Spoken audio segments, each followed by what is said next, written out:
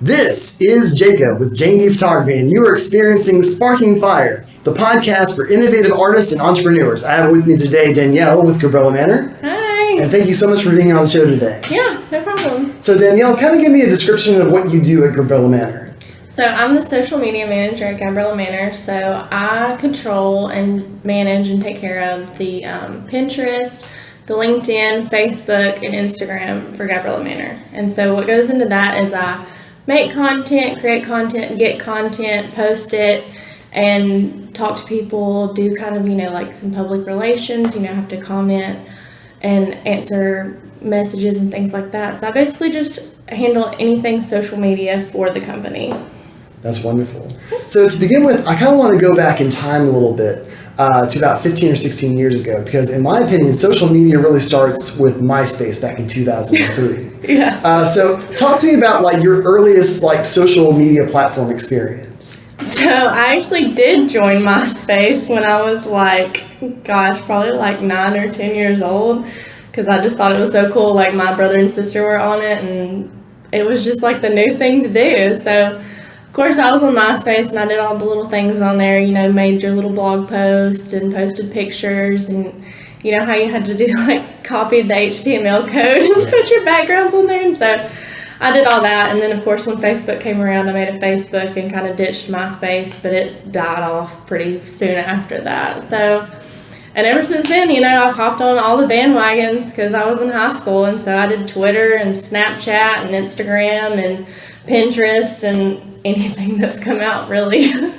So how would you say that your early adoption of these platforms has helped you in your career as a social media manager? Well, I think because I've grown up with it my whole life. I think that offers more than education can give, because I've experienced it and I've seen how these platforms have progressed and grown in my lifetime. So I think that gives me a unique insight, especially for people who are, millennials and Gen Zs, because we've grown up in that environment and we've always, adapted and grown to this new technology that's come out.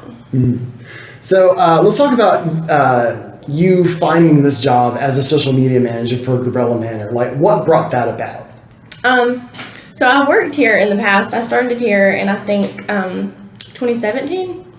And I started as just event staff. And then they made me bartender, and I've been doing that job for a long time. And it was kind of funny because I wasn't even here. And Brenda had mentioned it to Lori and Brittany that she wanted somebody to run social media, and they asked if she knew anybody that could do that. And she was like, yeah, Danielle has a minor in social media, so maybe she should do it. So when Brittany told me that information, I got to work. I made buyer personas, content calendars. I made some documents that I could give to Brenda every week just to show her the process. And I also did a social media audit, which is it's like a 15-page essay document comparing her to her closest competitor, what she's done, what they have done, and what she can do better. So I presented all of that to Brenda, and she was just so excited. She was like, "You're hard, let's do it." So it was good. I really enjoyed it, and it was a pretty easy process just after I got everything done. Yeah.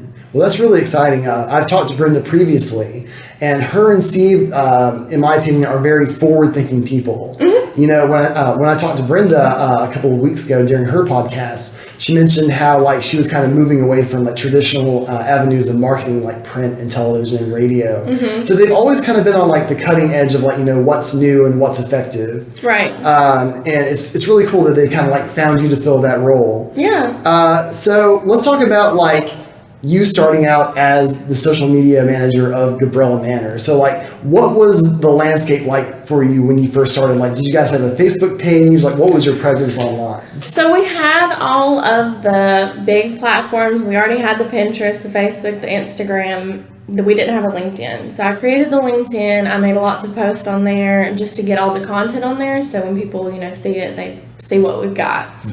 And so our Pinterest page was sad. We only had 20 viewers, and there was just a couple of posts, and they were very low quality. Instagram and Facebook, Brenda had done a pretty good job of keeping those up. She would post to them semi-regularly, but it was mostly just sharing photos from other people and things like that. So I would say the Facebook and Instagram weren't awful. They were actually pretty good, but the Pinterest and LinkedIn I really had to work on, and Pinterest has been like my baby. Like I said, we had 20 monthly viewers when I started, and now we're up to like 15,000 monthly viewers. Yeah. So obviously, like, a lot of people look towards Instagram and Facebook as like the social media platforms. But talk to me about the importance of using other platforms that might be like more attractive to like wedding venues and so on and so forth. So for each platform, it definitely has its benefits. So I think with LinkedIn, definitely has the more business savvy. So like, especially for vendors who want to like get into contact with us and things like that, it's definitely more focused for that. And Pinterest, I think of as more, it's easier to get to like that 18 to 24 demographic, because that's our biggest target audience on that platform. We're not necessarily reaching that audience on Facebook or Instagram. So we have to use those different platforms to reach those different age groups. And I know TikTok is the biggest one for 18 to 24 now. It's like 60% of the users on TikTok are 18 to 24. So that's definitely something that we're going to have to start looking into more. I'll have to get, better at making videos. But so it's definitely a good thing. Facebook is definitely, for older generations, not necessarily old, but, like 25 to 34. That's our biggest range for Facebook, and Instagram, same thing. So we have to use all those different things together to reach the biggest audience that we possibly can. And I'm glad that you've realized this, because I think a lot of people make the mistake of thinking that they can just take a single piece of content and without modifying it for the platform, they can just throw it anywhere and it works, and it doesn't. Yeah, I'm very against cross-posting. I don't share directly from Instagram or Facebook or Pinterest or anything like that. Like, you have to tailor it for each platform. Even if it says something almost the exact same, you still have to change that picture, edit it. You have to add hashtags or take them away or add a link, and you can't have links on Instagram, so you can't have that. So, you have to have all that. You have to take all that into consideration when posting on different social media platforms. Absolutely. So let's kind of go on a tangent a little bit. So when you're looking at a platform, like, how do you evaluate its strengths or weaknesses for Gabriella Manor? So a lot of the stuff that I've learned in school, I've just been able to take that with me, like all the things that I've learned about Pinterest, Facebook, Instagram, and LinkedIn and things like that. So I really felt like LinkedIn was going to be necessary for Gabriella, just because we are a business, we are in Birmingham, we need to have those connections with other businesses and other people who are looking to get into this. So yeah, I had to take that into consideration,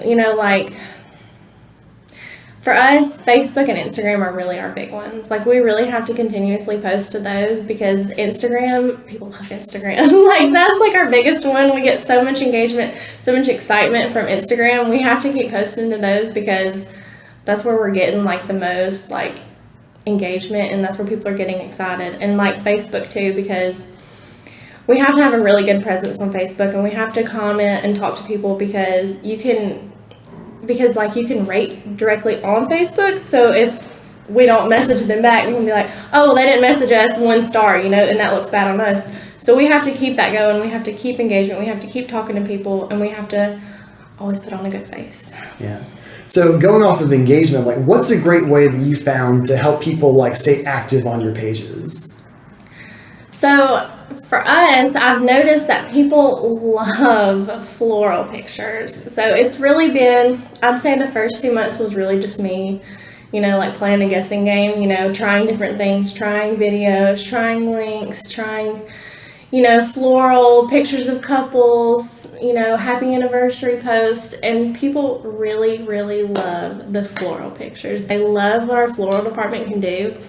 And so really posting that kind of stuff gets them so excited, and then posting just specific things about the venue, that gets people excited. And that always gets messages coming in, always gets comments, and it always gets shares.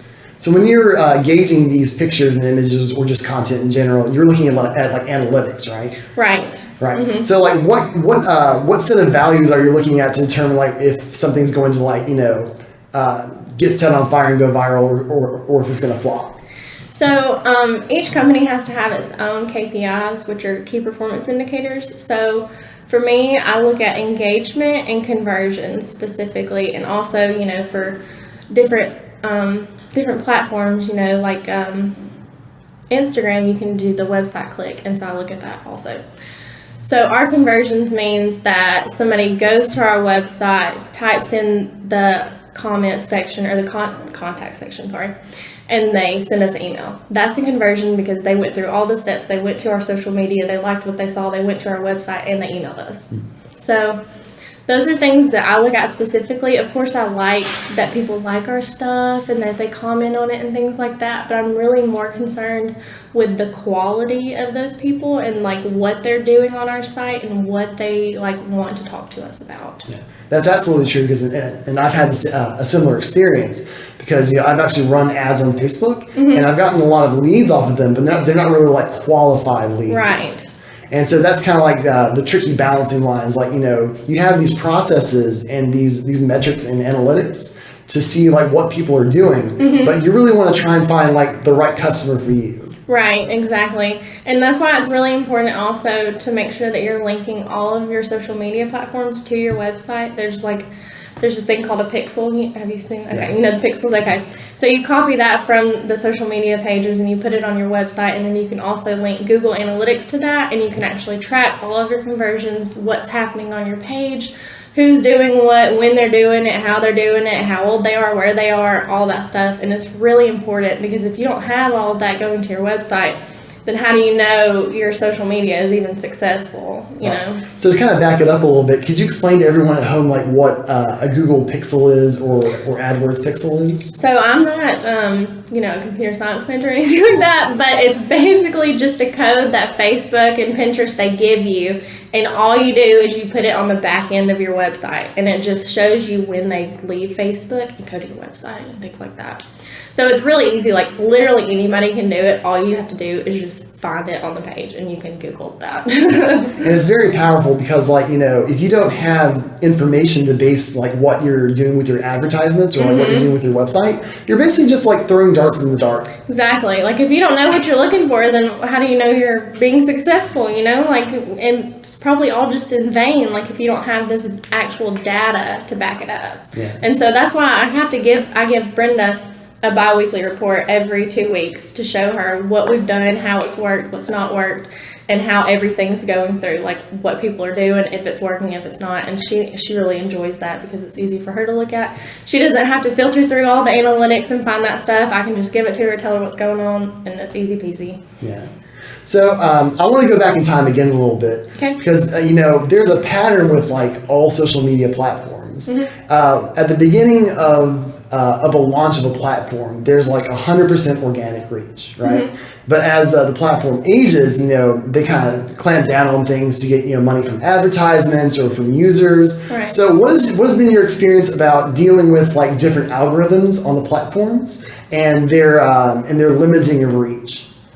So what I played around with a lot is hashtags. So those are very important, especially for Pinterest, LinkedIn, and Instagram, because like you don't always know what your hashtag is going to go to. You don't know if people are looking it up, what they're going to do with it, but there are different tools online to see what the top hashtags are for each platform, how many times it's going, if people are looking for it, and how successful it is.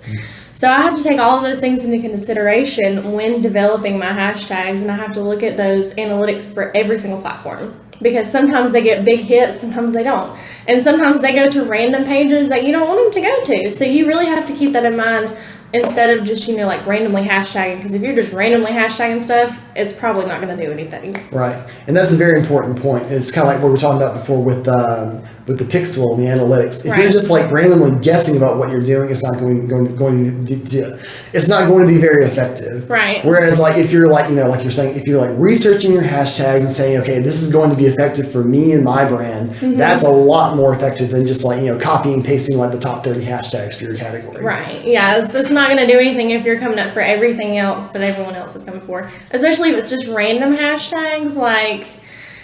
like if you have a picture of a dog and you hashtag cat, like that's not going to work, you know? No, and actually Instagram penalizes you for that. Right. Yeah. So for the folks at home, Instagram has an algorithm that they use based on their hashtags, and they can actually like identify through computer AI like what's in the picture. And if you hashtag, you know, your image correctly, it actually rewards you. But if you like put in like irrelevant hashtags, it'll penalize your photo. And it could potentially get, you know, shadow banned, or you can have your account deleted. Yeah. If it's you know, abusive or it happens too much. So it's really important to make sure that you're hashtagging with like the right hashtags and hashtags that fit like your picture. Yeah, and luckily Pinterest is really good about this, their analytics, because they give you all the top hashtags for your audience. Yeah. So you can look by like section, so like wedding or floral or decor, and it tells you all those top hashtags and how many hits they're getting each day. Yeah. So it's awesome. Would you say that from platform to platform, the hashtags are implemented differently? Oh yeah, definitely, because because they have to be. So like, because LinkedIn is more business savvy, it's more business hashtags. Like people aren't going to look up floral inspo on LinkedIn, you know, that's more Pinterest. So you have to keep that in mind, like who your audience is, because it depends on what they're looking at. Yeah. And one interesting thing about hashtags that I've discovered over the years is that sometimes people will actually like invent a hashtag for themselves, and in that way become like the owner of that hashtag. Right. So there's this one hashtag I love to post. It's called hashtag black and white is worth the fight. And like at some point somebody came up with that hashtag and like no one was using it, but they attached it to all their photos and someone else thought, wow, that's really cool, I should hashtag my photo too. Yeah. And so it's kind of like a hack to like get popularity to your page, because you know, people can look at your hashtags and say, you know, who's the creator of the hashtag? Oh, it's so and so over here. Yeah. Yeah, it definitely is good. Yeah. And another aspect about hashtags is how they act as like an archival function. Right. So if you hashtag anything, it maintains a chance for it to be discovered later on. Right. So if anybody's looking at that hashtag, they may come across it again. Yeah. Whereas if you don't hashtag your your photos or videos, like no one can find them. They're not categorized by anything. Exactly. But you know, sometimes you might think, oh, my picture didn't go viral, but that might not be the case. You know, it might be that the algorithm is just pushing something else at the time, and it could be like 2, 5, 10 years later, and then the algorithm can pick it up again, and all of a sudden you're blowing up like like fireworks. Right. Exactly. Yeah. So I do want to talk to you a second about like playing the long game in terms of like social media. Okay. Because I think in this day and age, like people are really interested in like making the quick score and like getting Instafamous, like no pun intended. Yeah. No, I'm really not concerned with that. I mean, I don't care about going viral or anything like that. I'm more concerned with, like how I said earlier, quality. Like we need real quality leads, people who are actually interested in the venue, actually interested in coming and talking with us, touring, things like that. I'm not concerned with going viral and everyone seeing it and be like, oh my God, I love it. I don't care. And Brenda doesn't either. We want people who really want to be here. So that's more concerning for me. I want to make the people in our area happy and like keep them interested rather than appealing to somebody in New York. Like it doesn't matter, So in the end, like, the quality of your content will always win over, over the visibility of the content. Right. And visibility is great because, more people discover who you are. It is. But if the people who you're attracting aren't really your clients anyway, what's the point? Exactly. And if they're not in the area, like I can't do anything about that. I mean, there are some people who are willing to travel here to get married, but they're mostly going to be in the South, if they're not going to come from, like I said, New York to get married here. It's just not going to happen.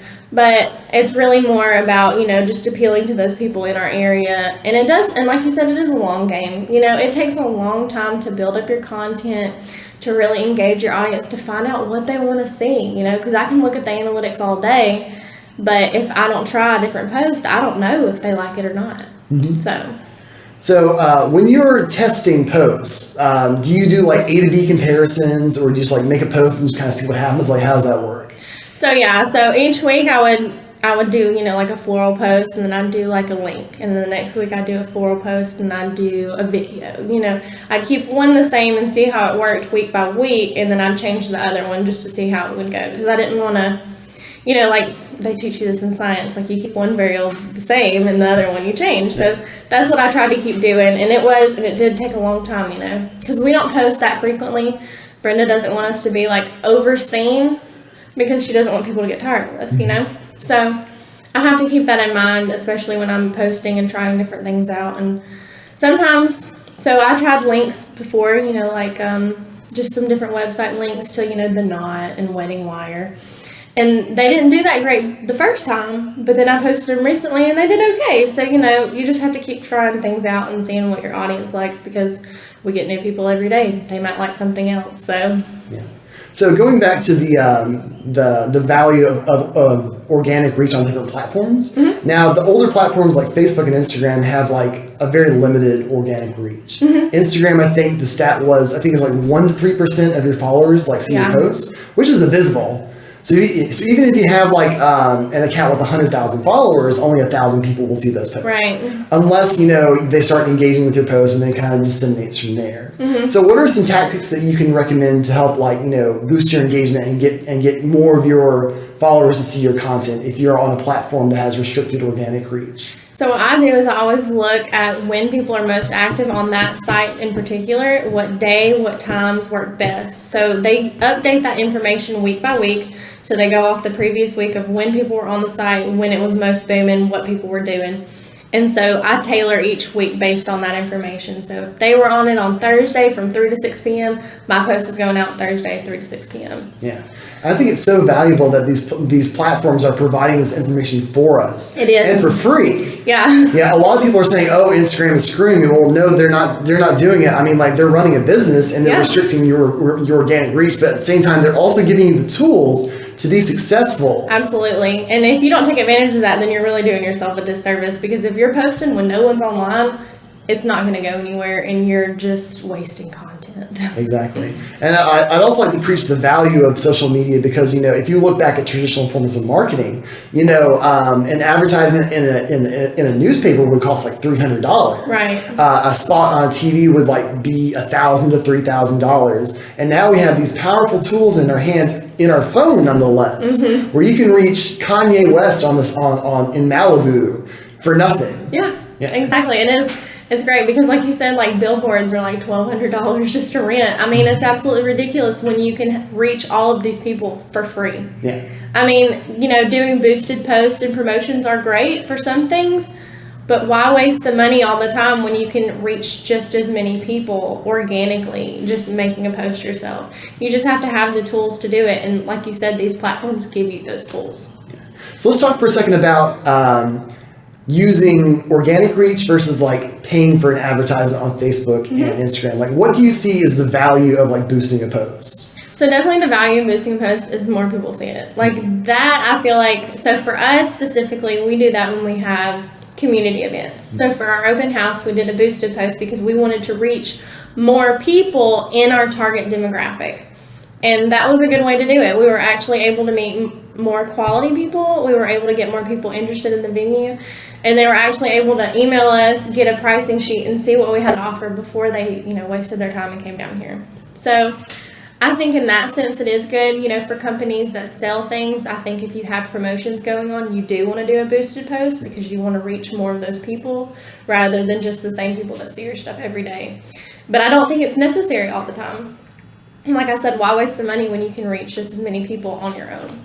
I agree. And for myself, you know, I'm trying to expand my business outside of Alabama. I actually saw a wedding in Iceland a couple of years ago. Oh. So I'm actually using Facebook and it's targeting ads to reach people outside of Alabama. So it's really powerful because you know, besides the demographics and everything, you can select locations as well. Yeah. So say if I'm interested in like expanding to like the Orlando market, I can have an ad set just for that area. Exactly. Yeah. And that is a good point. I didn't think of it like that because, you know, we don't do that here. But yeah, absolutely. Like if you want to reach out and go and expand to different places, you need to test that audience first. And that's a great way to do that. So I do want to talk about like the powerful tools that Facebook and Instagram offer as far as like, you know, targeting an audience. What can you tell me in terms of like what you've experienced using those tools? So you can target your post, like any of your posts, based on like age and area. But if you do a boosted post, you can obviously like definitely tailor that down a lot. Like you said, you can do specific areas, age groups, education level, their interests, things like that. And I found that very helpful, specifically for us, because I was able to do like relationship types, so people that are specifically engaged. Yeah, engaged, recently engaged, 3 months, 6 months, a year. Absolutely. It gets ultra specific. It does, and it's very helpful because I don't want to send this to people who are already married. Yeah. You know, that's not our demographic. That's not our target market. So it was extremely helpful. And, you know, Facebook runs their ads through Instagram. Yeah. Or, no, Instagram runs their ads through Facebook. There you go. Yeah.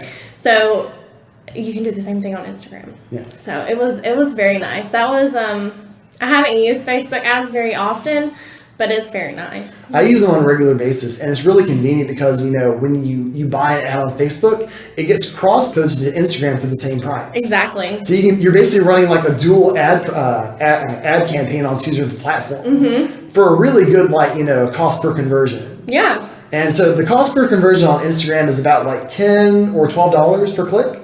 On Facebook, it's about like $3 to $4. So, you know, depending on your mileage and like the effectiveness of your campaign, you can actually, like, you know, make some serious bank. Yeah. By doing that. Yeah, that's awesome. Yeah, we've just done boosted posts. We haven't done like actual ads for real. So we haven't had that. You know, I just set it up to where we would want to run, you know, like $100 for 5 days, and it would just, you know, and you don't even have to like do it yourself. It kind of works it out for you. You just type in how much you want to spend and how long you want it to run, and it does everything. It's so easy. It's so much easier than like Google ads and stuff like that. Yeah, I've tried Google ads before. It's like you really have to know what you're doing to like make it effective. You have to know everything about SEO, search engine optimization, search engine marketing, all of that, and it's a lot of back end, you know, tedious work. So I've been having to do a lot of that in school. So, and I will give you a little tidbit about like Facebook advertisements, like especially like how you structured your ad is very important. Yeah. I actually had a 1 hour conversation with one of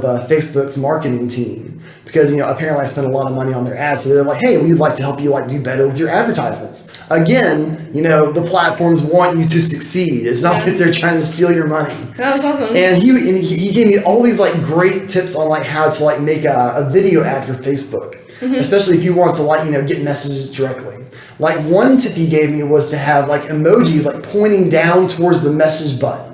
Because apparently people like respond to visual like cues, and if you say like click on the message button, they'll just totally miss that. But if you have like an indicator, like just say, you know, click me now, it works out a lot better. Yeah. Yeah. And also, you know, Facebook penalizes using too many words and pictures. Yeah. And that's kind of like due to like the meme effect that was kind of prevalent on Facebook a few years ago. They shut that down really quick. Do you remember how it used to be where you see like just meme after meme after meme after meme and then all of a sudden kind of dried up? Yeah. That's why. Facebook cracked down on that. So now if you have an advertisement with like too many like, you know, with too much text on it, it gets basically shadow banned. You can only have like 20% text. 20%, yeah. And logos count. Yeah, So.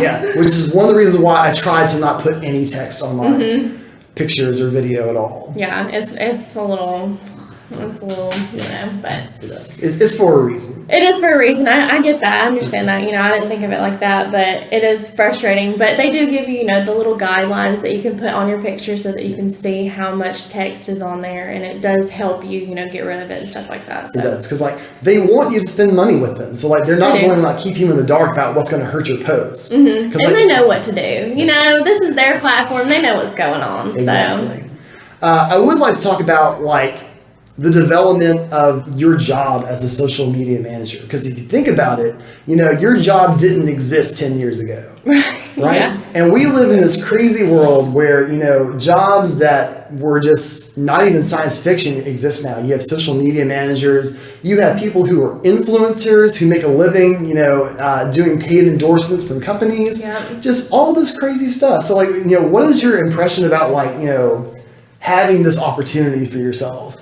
So it's funny because, you know, when I started college, I wanted to be pre-med, and then I was like, oh, this is crazy.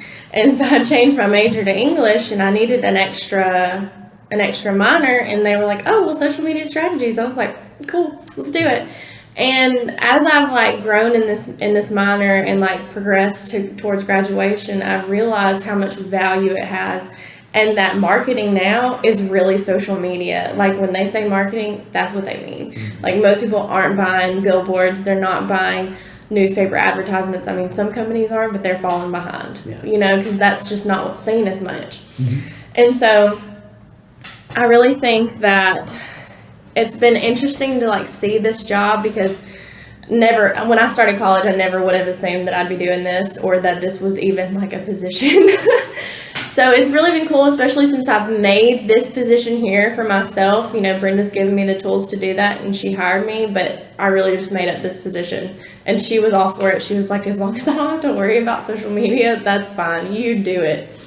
So it's been really interesting, especially because, you know, like I never expected to be here, but I've really enjoyed how this journey has progressed. Yeah. And you mentioned that, you know, you and I are kind of similar in a way, because like we kind of grew up with the internet and like the burgeoning of these like gigantic social platforms. So we basically were on the cutting edge of learning these platforms. Right. But you also mentioned that you're going to school to do like social media marketing. Right. So what do you think is the value between like, you know, doing it yourself and having a formal class? Because, you know, consider this, you know, Facebook is only 15 or 16 years old, and now we have college universities offering classes on these platforms, which are changing on a daily basis. Right. So what do you think is the value of like, you know, using your own experience versus like going to like a class or a course or a college that says they are like an expert in that field? So that's a hard one. Like, because I've learned so much in my classes that I would not have necessarily known. Like, if I didn't have a business page, then I wouldn't know that there's insights. You know, I never would have looked at that. I don't have a professional Instagram, so I wouldn't have had insights on there. So I think if I wasn't exposed to that, I wouldn't have known. And I think, especially with my minor, it's opened doors for me. It's shown me a lot of things that I wouldn't have seen. I would never have known about Google Ads or search engine optimization. I never would have known how to look at the analytics, how to decipher them. I never would have known about Google Analytics. Like, I've had to run campaigns for school. I've had to create websites, do Google Analytics, and I've gotten a lot of certifications in those things as I've gone through my minor. And so I do think that my growing up with these platforms has helped me a lot, just knowing like what people look for, especially because I'm in this age group, you know, I'm in the 18 to 24 range, so I know what these people like, you know. So I think that has helped me a lot. I think that helps me more than necessarily like my professors who have been in this field and have seen it grow, but they're not necessarily in this age group. So I think it's helped me a lot, but I'm very grateful for my education and all that it's taught me and all of my certifications. Right, and it's obviously you definitely know what you're doing, because you know everything that we're talking about, like I've had to learn on my own. Yeah. And just speaking from personal experience, it's really been a struggle, because like I'll be 35 this year. I'm getting old. Yeah, it is difficult, especially if you just don't know what to look for. Like, how are you going to know about it or even know what to look up if you don't know what you're looking for, you know? Yeah. So I think that's definitely what suited me well in this minor, just because it's taught me so many things. And all of my professors have had experience in marketing, have done social media as careers, and they're really good at what they do. Yeah. And so it's helped me a ton. Because like the reason that I'm asking you these questions is that the criticism of modern education is that, you know, modern education tends to be locked in the past. You know, information doesn't really transmit as quickly as it does on the internet. So you could be taking a course in social media, like, you know, marketing, and the content could be completely irrelevant. But obviously your professors like stay up to speed on like what's current and what's going on. And if you think about it, like you actually have a really great opportunity to learn from people who are active in the field and who are credentialed. Right. Whereas if you would go to like a website or just looking up, you know, information online from a 13-year-old kid, like, it's kind of a gamble about whether they really know what they're doing or not. Right, and exactly. So, like, I think I've been very lucky because my professors are young and they are in the field and they are very active in social media and marketing and Google Ads and everything along those lines. I do think there are issues with some of the old professors who kind of, you know, get stuck in their ways and this is how it's always been done and this is how it should be done. But marketing is such a growing field, and like you said, it's always changing. Platforms are always changing. Like, they tried to take the likes off Instagram. Those are things that are important, and I think a lot of the marketing professors know that you have to keep up with it. because if you don't, you're going to fall behind and you're going to teach your students something that necessarily isn't right. Yeah. Honestly, if you're not growing, you're dying. Right, exactly. And social media is always changing. The platforms are always updating. New things are coming around all the time. You can date people on Facebook now. So, it's true, yeah. Yeah, I mean, you have to keep up with that stuff because it's important, especially for a business. It really is true. And, with me personally, I've had to learn how to use TikTok because it really is, it's going to be the biggest thing. Oh, yeah, it really is. It's big now. It's getting there. I'm actually a little bit late to the party, but I got on the train. Because, one thing that I always promised myself, because I kind of missed, the whole Facebook and Instagram train, back when the organic reach was, 100%. Right. And that's what it's like on TikTok right now. And I said that if that ever comes around again, I'm going at it full steam. Right. And so, to give you a comparison, I have about 2,700 followers on Facebook. I have 1,300 on Instagram. And I have about 2,400 followers on TikTok. And I've amassed that in 7 months. Wow, that's pretty good. Comparatively, on Facebook, those 2,700 followers took me 5 years to get. On Instagram, it's just basically stagnated. I've had my Instagram account for 9 or 10 years, and it's just kind of hung around at the 1,200, 1,300 follower mark. And that's really just kind of due to the organic reach kind of going away, and you really have to kind of pay to play or know how to organize your hashtags and get reach or collab and so on and so forth. But on TikTok, it's just the 2004 through 2008 days of Facebook, where you're just everybody sees your stuff. Yeah. And you can literally go viral. I have a post that's going to hit 1 million views. Wow. Probably today. It was hanging out at 999,000 views. Oh my gosh, that's amazing. It's absolutely insane. Yeah. Yeah. So I feel fortunate that I was that I can recognize the patterns that are happening because I'm jumping on that. But it's kind of weird that TikTok, because TikTok is different in the way that you engage with your followers, because unless you're friends with your followers on Facebook, you can't talk to them. So what a lot of top TikTokers are doing are they're using the platform TikTok to funnel to their other social media sites. Yes. Right. Yes. So they'll take their 100,000 followers on TikTok and say, "Hey, I've got an Instagram. Why don't you follow me there?" And from there, they can push merchandise or give them free giveaways and communicate with them better, because TikTok really doesn't have a built-in messaging feature yet. Right. Yes. Yeah. No, I've noticed that a lot too, especially people who have very prevalent YouTube accounts. Yeah. They'll post little bits on TikTok and be watch the full video, and that gets people interested because it gets them hooked. Yeah. And then they're oh, I need to check this out. Exactly. So TikTok right now it's been around. Well, it was Musical.ly before. And then they bought out. So it's about a 3-year-old platform, so it's still pretty fresh. It is. So now's a good time to get on it. If you haven't done it already, jump on this train. Definitely. So it's still in its infancy. There's a ton of potential for growth. The celebrities just got on the platform. Yeah. Yeah, which I have kind of mixed feelings about, because they kind of steal the thunder from everybody else. And you were already famous. You don't need to be on TikTok. Yeah. No, I know. I've seen that a lot too. And then especially they've started doing a lot more ads and stuff on there. I feel like I'm just sifting through a lot of promotions now. Yeah.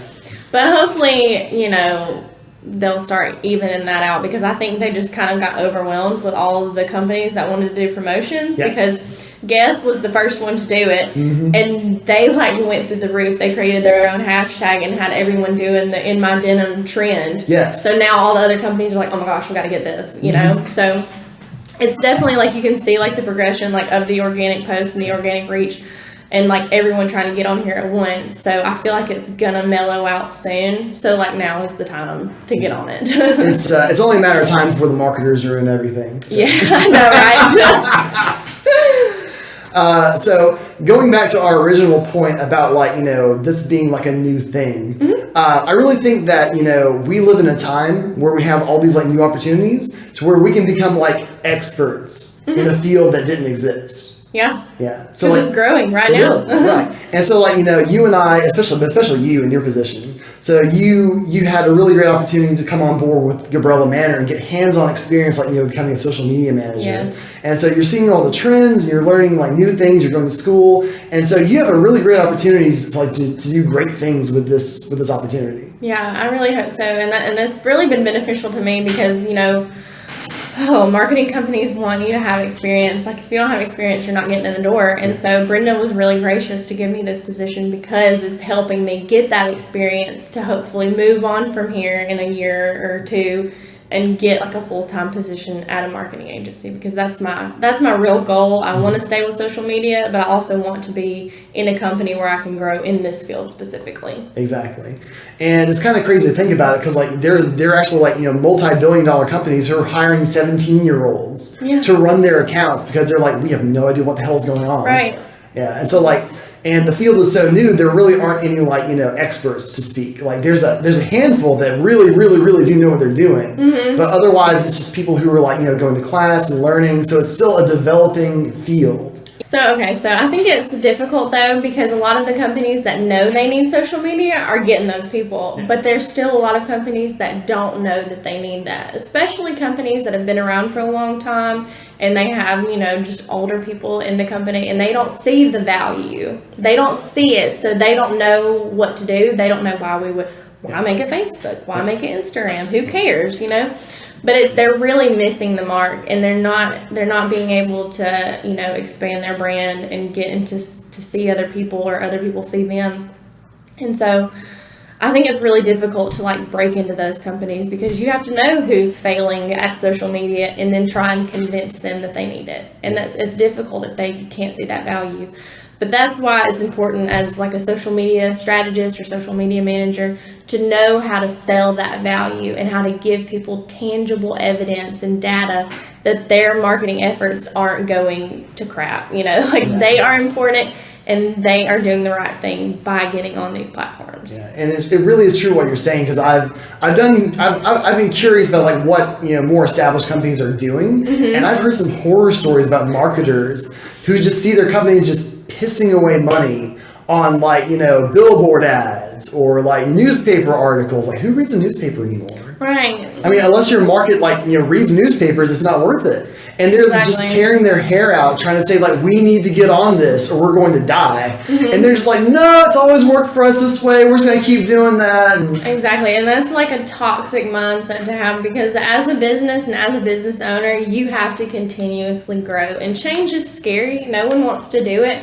But you have to be willing to go that extra mile and look into these new things in order to grow your business, or you're going to remain stagnant or die. Yeah.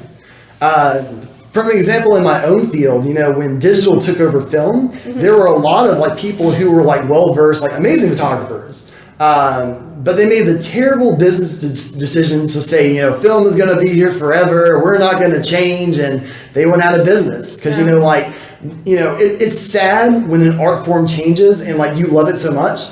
But the thing is like, there's a fine line between being an artist and a business person. Right. And if you want to continue like operating in your business, you have to be willing to change with the times and technology. Exactly. Like, you have to adjust and you have to move forward, because trends are changing, people are changing, the time is changing. You've got to keep growing, and you've got to just be willing to change. Don't be resistant to change. Yeah. Being flexible is a lot better. Absolutely. It's better to bend with the wind than they get snapped in half. Yeah. So we're kind of coming up on the closing thoughts. Okay. So what do you think is like the future of social media and social media marketing? Because like one trend that I've noticed is that as the algorithms kind of close down on like the more established platforms, like Facebook is actually going through some like pretty like hard times right now. They're stagnant, right? So they've experienced like an explosive period of like 14 or 16 years of just straight growth. And now they're a publicly traded company, and now they have investors to answer for, and they're not growing anymore. And their investors are basically like, screaming down their neck, like, why aren't you like, doing what you're always doing? Because, investors, if you're an investor, just understand that, your stock will not always go up. Yeah. Okay. I'm just saying. So they're kind of asking like, Zuckerberg, like, what the hell is going on? And I can't talk about it too much, but I have some insider information that Facebook is doing a lot of research on how to like engage the younger demographic that's jumping on TikTok and everything else, because Facebook's platform is getting really old in terms of tech. it's kind of shifting to like the 24 to like 40-year-olds. And actually like a lot of companies have found success advertising on Facebook to the 50 and 60-year-old market. Right. Because all these, grandmas and grandpas are on the platform, and they're just like, just raking it in because like that's one of the most dominant users of the platform now. Absolutely. And all the younger kids are just like, it's Facebook.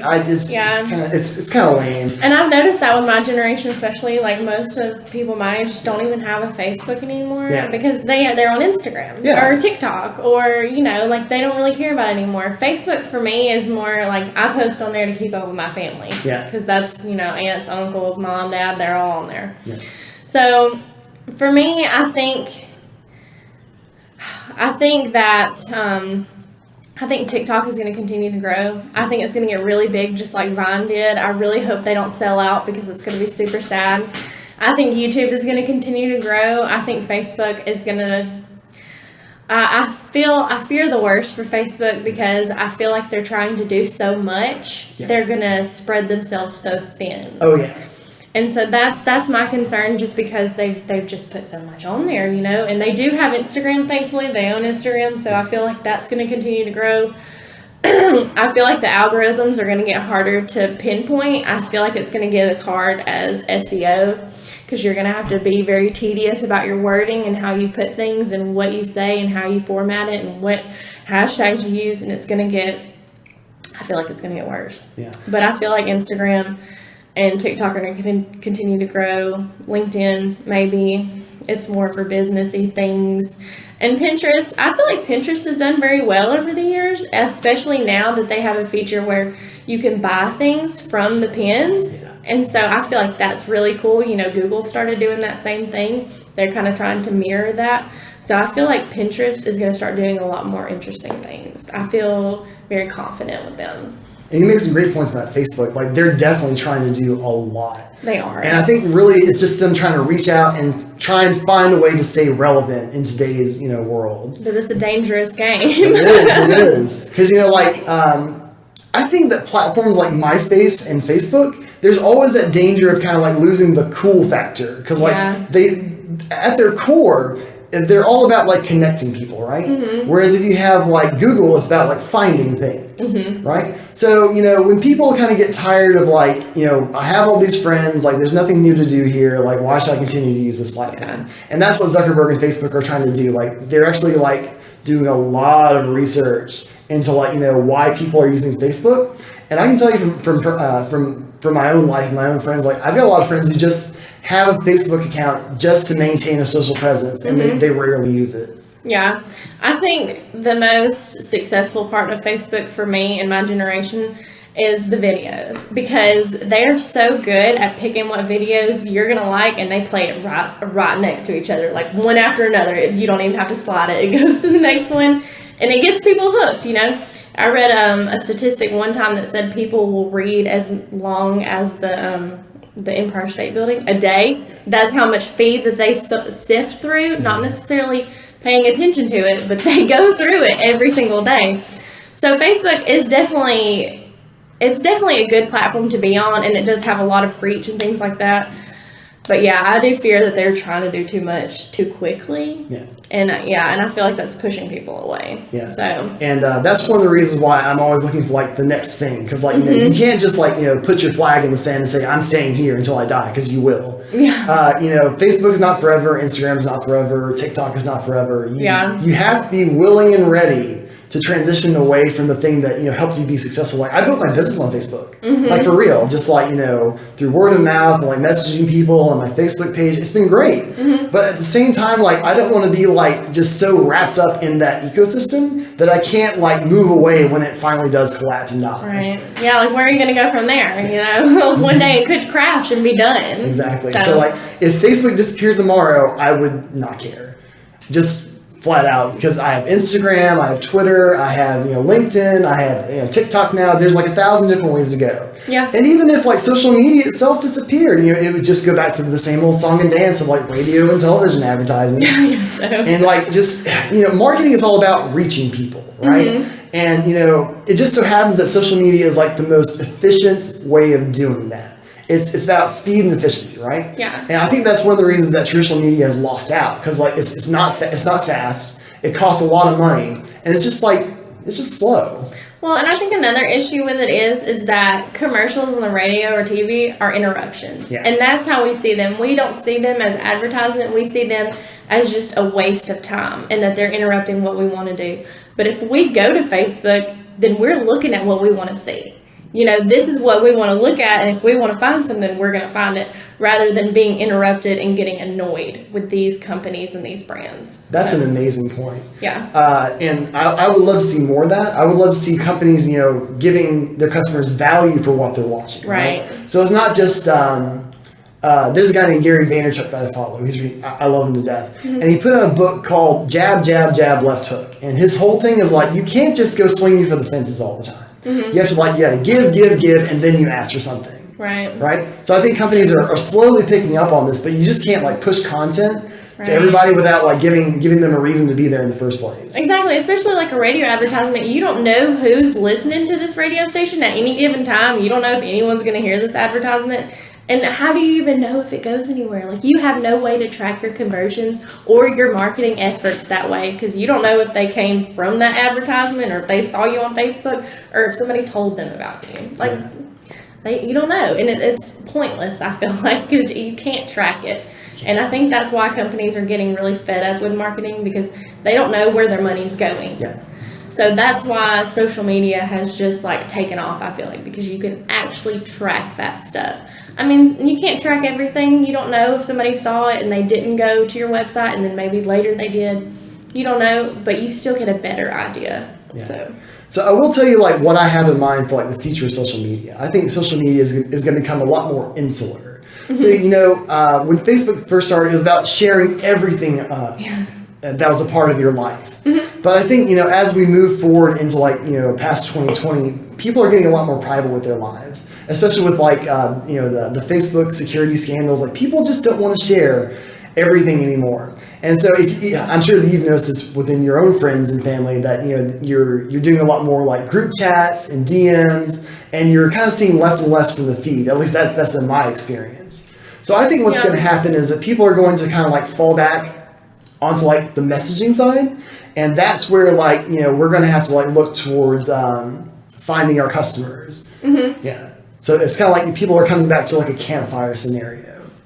I feel opposite. I feel like people are more likely to share their lives now, just because that seems to be the content that people love. You know, people want to watch YouTubers because they get to see inside of their lives. Like, I'm obsessed with Jeffree Star because I get to see all the things that go into him and his life, and how he struggles with his relationship and bad things that happen with his company. You know, I like to see like that vulnerability, and I think a lot of people like to see that as well. And so I feel like now that more people are seeing this and noticing that people are being influencers and getting money from sitting at home and making videos, they're more likely to start sharing about their lives now. Yeah.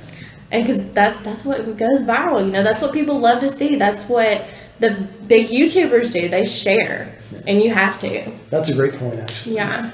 So if you could say anything you wanted to the audience about social media or being a social media manager, what would you say? I would say, don't be resistant to change. You know, look at these websites, look at these platforms, look at TikTok. I mean, maybe it's silly, maybe you don't see the value in it, but it's there. Like, there is value. You can see tangible evidence, and don't be afraid to try it out. I mean, what's the worst that could happen, you know? As long as you're not being offensive or nasty, just have fun with it, you know, and try your best to sell your business in whatever way you can, and reach those target markets and those demographics and get your name out there the best that you can. I like that. Thank you. Well, guys, this has been Jacob with Sparking Fire. My guest has been Danielle with Gabriella Manor. And you've been watching the podcast for innovative artists and entrepreneurs. Thank you for joining me, and I'll see you next Sunday.